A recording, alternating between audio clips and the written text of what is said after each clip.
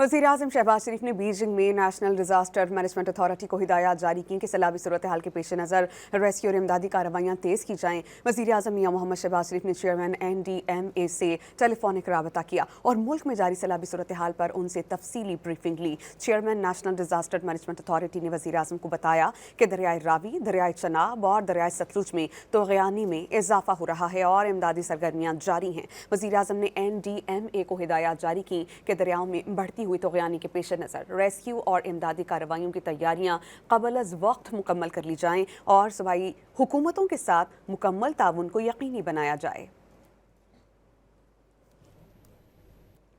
वज़ीर-ए-आज़म शहबाज शरीफ ने बीजिंग में नेशनल डिजास्टर मैनेजमेंट अथॉरिटी को हिदायत जारी की कि सैलाबी सूरत हाल के पेश नज़र रेस्क्यू और इमदादी कार्रवाइयाँ तेज़ की जाएँ। वज़ीर-ए-आज़म मियां मोहम्मद शहबाज शरीफ ने चेयरमैन NDMA से टेलीफोनिक राबता किया और मुल्क में जारी सैलाबी सूरत हाल पर उनसे तफसीली ब्रीफिंग ली। Chairman national disaster management authority ने वज़ीर-ए-आज़म को बताया कि दरियाए रावी, दरियाए चनाब और दरियाए सतलुज में तोग़यानी में इजाफा हो रहा है और इमदादी सरगर्मियाँ जारी हैं। वज़ीर-ए-आज़म ने NDMA को हिदायत जारी की कि दरियाओं में बढ़ती हुई तोग़यानी के पेश नज़र रेस्क्यू और इमदादी कार्रवाइयों की तैयारियां कबल अज़ वक्त मुकम्मल कर ली जाएं और सूबाई हुकूमतों के साथ मुकम्मल ताउन को यकीनी बनाया जाए।